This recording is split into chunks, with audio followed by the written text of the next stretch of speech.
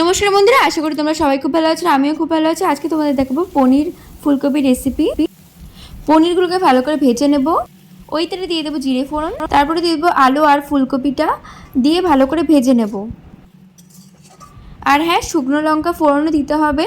তারপরে ভালো করে ভেজে নেওয়ার পর নুন হলুদ দিয়ে দিলাম। নুন হলুদ দিয়ে একটু ভাজা ভাজা হয়ে গেলে ওর মধ্যে দিয়ে দেবো আদা জিরে লঙ্কা বাটা। তারপর ভালো করে কষানোর পর দিয়ে দেবো জল, আর জলটা একটু ফুটে উঠলে দিয়ে দেবো পনির।